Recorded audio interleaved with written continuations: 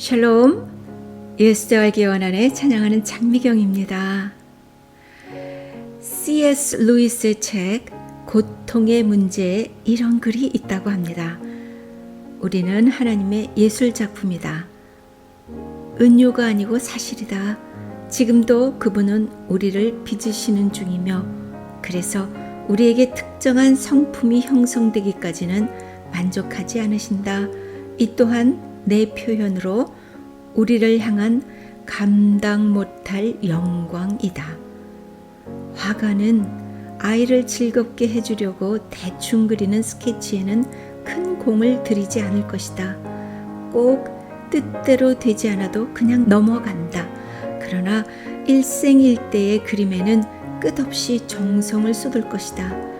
방식은 달라도 남자가 여자를 사랑하고 엄마가 자녀를 사랑하는 것만큼이나 자신이 애틋하게 사랑하는 작품이기 때문이다. 그래서 명작이 나올 때까지 당연히 혼신을 다한다. 10번이나 칠했다 긁어내고 다시 시작해서 완전한 명작을 생각해 보라. 차라리 잠깐이면 끝나는 간단한 스케치였으면 하는 마음도 들 수 있다. 마찬가지로 우리도 하나님이 예비하신 우리의 운명이 덜 영광스럽더라도 차라리 덜 고되었으면 하는 마음이 당연히 든다. 하지만 그러면 우리가 바라는 사랑도 더 많아지지 않고 줄어든다.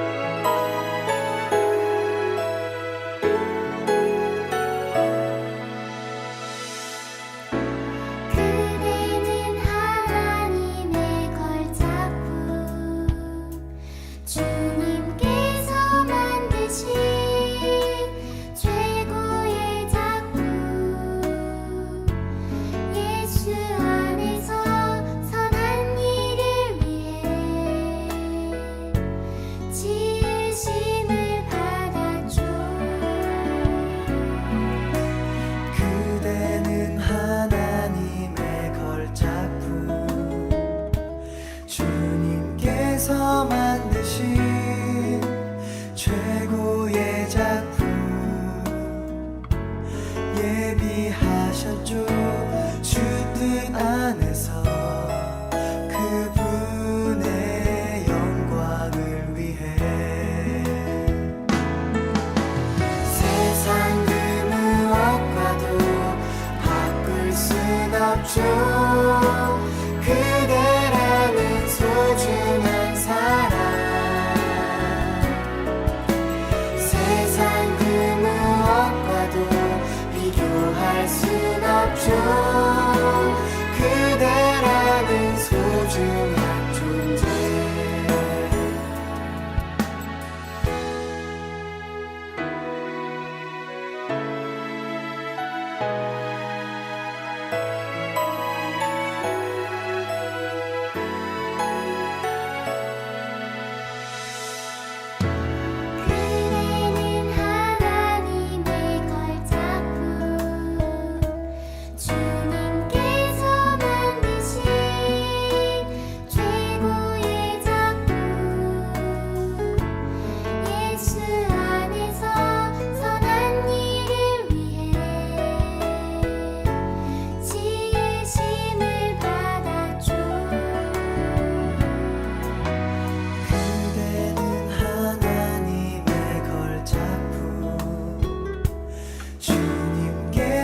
만드신 최고의 작품 예비하셨죠.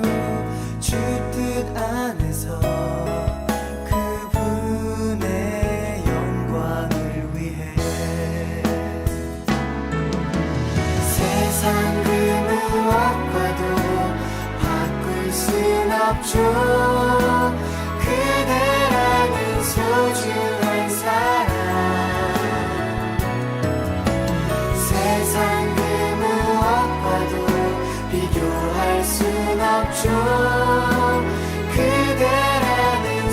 소중한 존재 세상 그 무엇과도 바꿀 순 없죠 그대라는 소중한 사람 세상 그 무엇과도 비교할 순 없죠 그대라는 소중한 존재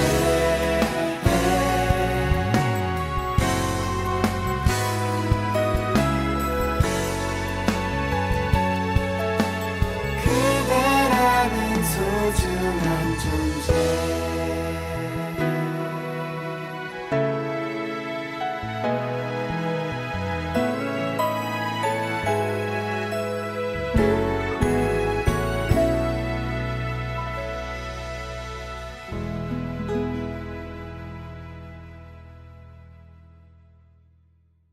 신성욱 목사님의 글입니다.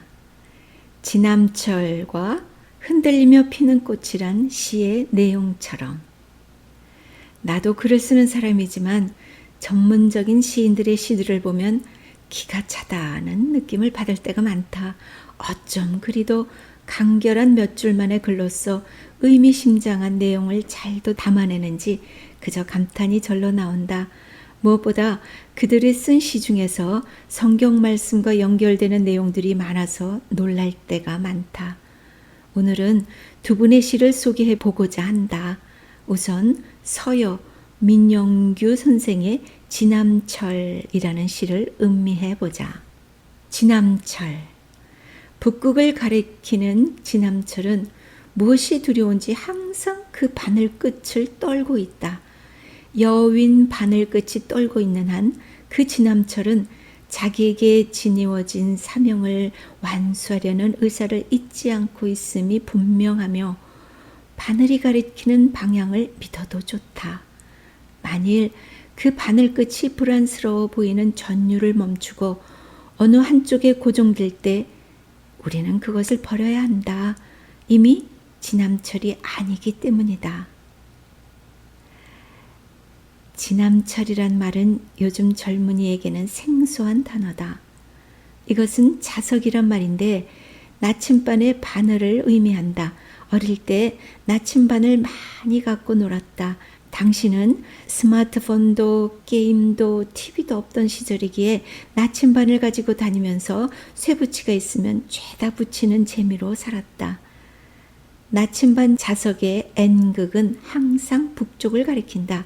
나침반을 자세히 관찰해보면 항상 바늘 끝이 파르르 떨고 있는 것을 확인할 수 있다. 왠지 모르게 불안한 듯 자꾸 흔들리고 있다. 왜 그럴까? 고장나지 않았음을 보여주는 것이다. 방향을 제대로 가리키려고 안간 힘을 쓰고 있다는 뜻이다.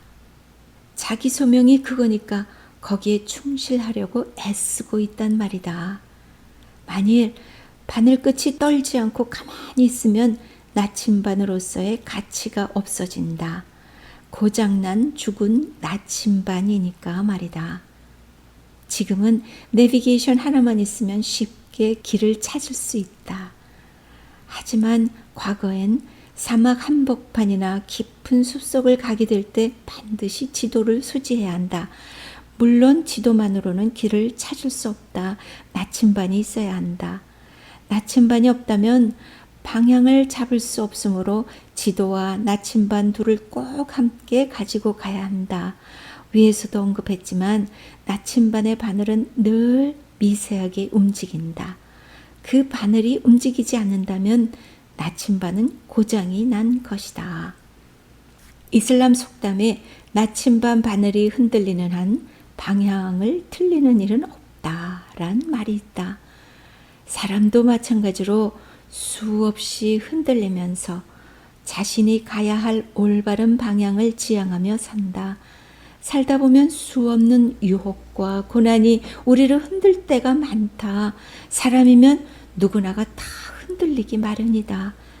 나침반 바늘처럼 주위에 너무나 많은 자기장이 자성을 교란시키기 때문이다. 그 거센 세상 물결과 바람에 오래 버티지 못한 채 흔들리고 순응해버리면 타협과 변질이 일어난다.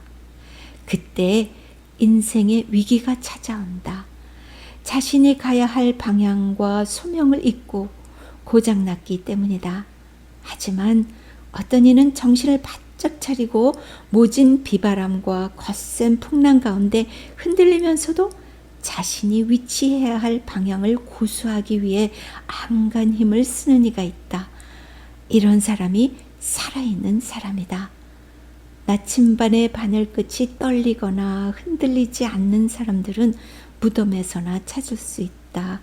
숨을 쉬고 있는 사람이라면 모두가 떨고 흔들리는 현재 진행형의 인생을 살고 있음을 잊어선 안 될 것이다.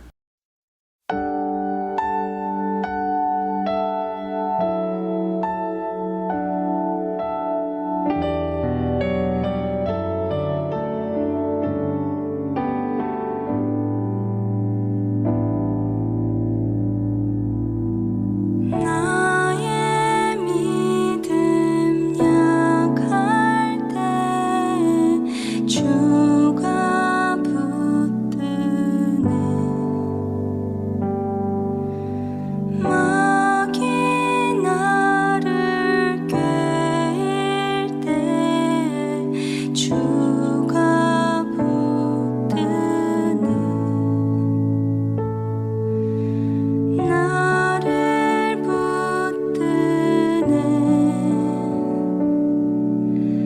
나를 붙드네.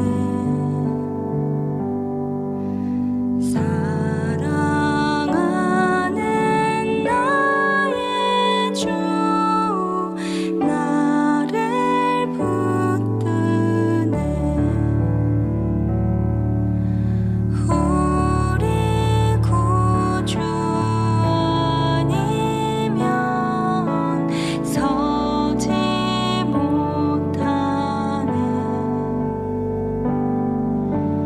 나의 사랑 식을 때 주가 붙드네.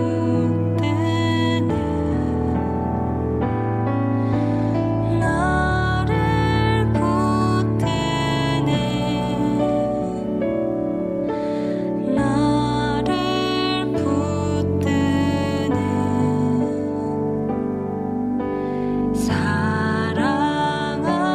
사랑하는 나의 주 나를 붙드네.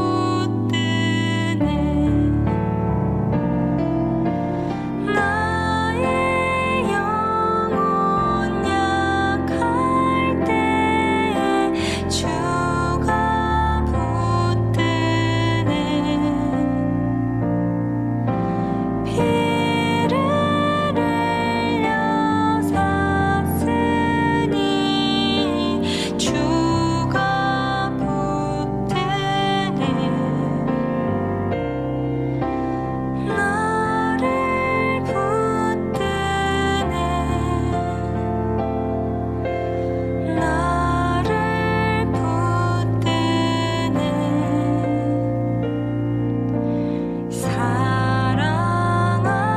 사랑하는 나의 주 나를 붙드네.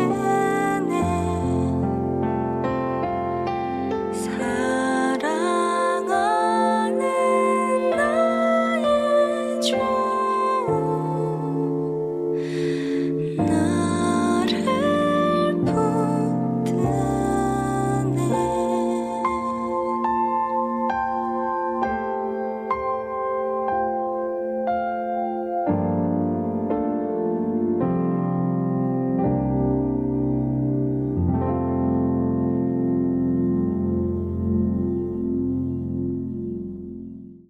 우리가 잘 알고 있는 도종환 시인이 쓴 흔들리며 피는 꽃이란 시가 있다. 이 시 또한 나침반과 흡사한 맥락이다. 흔들리며 피는 꽃. 흔들리지 않고 피는 꽃이 어디 있으랴. 이 세상 그 어떤 아름다운 꽃들도 다 흔들리며 피었나니 흔들리면서 줄기를 곧게 세웠나니 흔들리지 않고 가는 사람 어디 있으랴. 젖지 않고 피는 꽃이 어디 있으랴. 이 세상 그 어떤 빛나는 꽃들도 다 젖으며 피었나니 바람과 비에 젖으며 꽃잎 따뜻하게 피었나니 젖지 않고 가는 삶이 어디 있으랴. 우리에게 아름다움과 향기를 선사하는 꽃들도 거저 쉽게 피어나는 것이 아니다. 거센 바람과 세찬 빗속에서 흔들리고 강타당하면서 피어난 보물 같은 존재들이다. 그래서 온실 속에서 핀 화초보다 들판에서 피어난 야생꽃들이 더 여물고 아름답게 보이는 것이다. 빌립보서 2장 12절에 이런 말씀이 나온다. 그러므로 나의 사랑하는 자들아, 너희가 나 있을 때뿐 아니라 더욱 지금 나 없을 때에도 항상 복종하며 두렵고 떨림으로 너희 구원을 이루라. 성경에 우리 구원에 관해서 세 가지 시제가 등장한다. 과거형이 나오는가 하면 미래형도 있다. 현재 진행형도 등장한다. 우리는 예수 그리스도를 믿기 때문에 이미 구원받은 과거 시제 존재들이다. 물론 정확하게는 구원의 보증수표를 받았다고 봄이 정확할 것이다. 정확하게 말해서 구원은 우리가 천국에 입성했을 때 온전하게 이루어지는 미래 시제가 맞다. 그런가 하면 빌립보서 2장 12절에서처럼 두렵고 떨림으로 우리 구원을 계속해서 이루어 가야 하는 현재 진행형이기도 하다. 육신을 입고 이 땅에서 살아가기 때문에 수많은 자기장이 우리의 자성을 공격해서 교란시킬 때가 많다. 그럴 때마다 세상 유혹과 시험 속에서도 믿음의 주요 또 온전하게 하시는 이인 예수 그리스도만 바라보며 인내로 자기 사명의 길을 꿋꿋하게 달려가는 나침반 바늘과 꽃과 같은 우리 모두가 되었으면 좋겠다.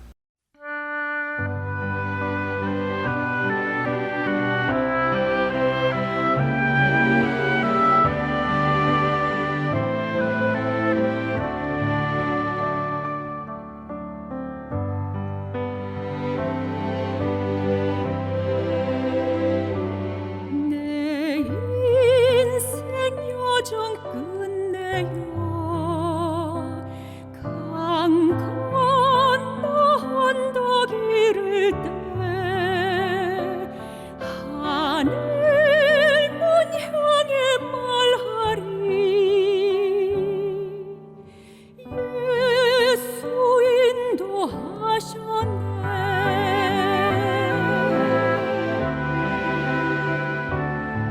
이 가시밭 인생길을 나 허덕이며 갈 때에 시험과 환난 많으나 예수 인도하시네 매일 발걸음마다 예수 인도하시네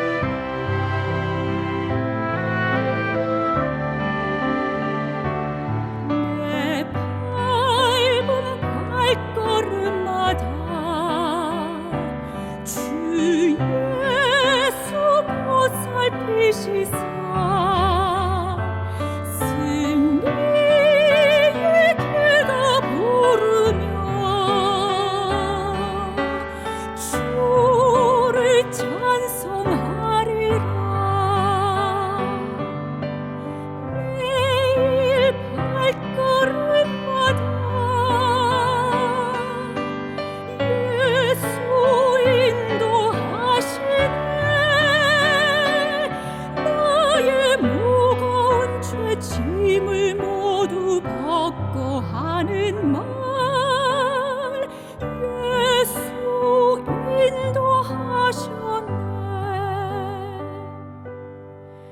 나의 무거운 죄 짐을 모두 벗고 하는 말 예수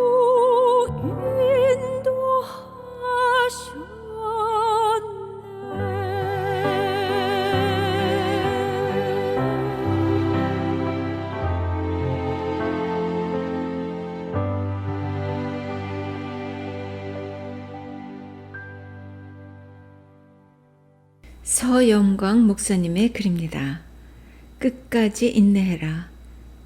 재무 관련 전문가로 유명한 강사가 있었다.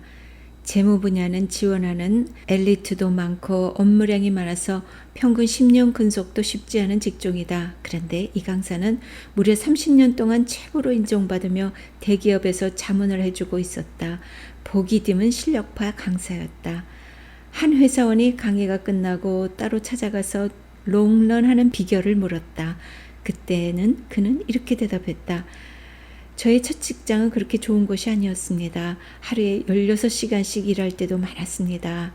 지금으로는 상상도 할 수 없는 환경이었지만 젊었으니 가능했던 일이었습니다. 억지로 몇 년을 버티다 회사를 옮기며 실력을 인정받았습니다. 그런데 지금 와서 돌이켜보니 아무리 생각해도 첫 번째 다니던 회사에서의 혹독한 훈련 덕분에 이 자리에 오게 되었다는 사실을 인정하지 않을 수 없었습니다.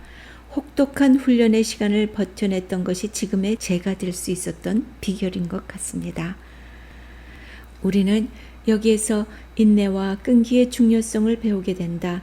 당시에는 힘이 들었지만 인내심을 가지고 버텼더니 그것이 실력이 되었고 다음 단계로 나아가는 발판이 되었다. 훈련이 없는 성공이란 있을 수 없다. 이번 파리에서 열린 올림픽에서 메달을 따고 좋은 성적을 거둔 선수들을 보면 그들은 상상할 수 없는 지옥 훈련들을 버텨낸 사람들이다. 배드민턴 종목에서 28년 만에 금메달을 딴 안세영 선수는 지난해 10월 중국의 취니페이 선수와의 아시안 게임 결승전에서 무릎을 다쳤다. 무릎의 인대가 파열되고 힘줄이 터졌다. 그런데도 그러한 부상을 이겨내며 올림픽에 출전해서 좋은 성적을 거두었다. 책은 다음에 오래 엎드려 있는 새가 높이 날지 못하는 법이 없다. 라는 말이 나온다. 당신은 지금 하고 있는 일에 얼마나 인내와 끈기로 버티고 있는가? 인내가 곧 실력이다. 그러므로 지금 하고 있는 일이 힘이 들고 어려워도 그 자리에서 끝까지 버텨라. 탈무드에 우유통 속에 빠진 3마리의 개구리 이야기가 나온다. 개구리 3마리가 어느 날 폴짝폴짝 뛰어다니다가 커다란 우유통에 빠졌다. 이때 첫 번째 개구리는 나는 이제 꼼짝없이 죽게 되었고 이제는 어쩔 수 없는 나의 운명이다 라고 말하며 헤엄치는 것을 중단하고 죽었다. 두 번째 개구리는 눈물을 흘리면서 도대체 신은 내가 무슨 잘못을 했다고 우유통에 빠져 죽게 하신다는 말인가 원망하고 불평하면서 죽었다. 그러나 세 번째 개구리는 죽을 때 죽더라도 끝까지 살아남아야 되겠다고 말하면서 끝까지 포기하지 않고 열심히 헤엄을 쳤다. 한참 동안 헤엄을 치다 보니까 우유가 굳어서 단단한 버터가 되었다. 그래서 우유통 밖으로 나올 수 있었다는 이야기다. 그러므로 힘들더라도 최선을 다하자. 있는 자리에서 참고 인내하자. 야고보서 5장 7, 8절 말씀을 보면 이렇게 이야기한다. 그러므로 형제들아 주께서 강림하시기까지 길이 참으라. 보라 농부가 땅에서 나는 귀한 열매를 바라고 길이 참아 이른 비와 늦은 비를 기다리나니 너희도 길이 참고 마음을 굳건하게 하라. 주의 강림이 가까우니라.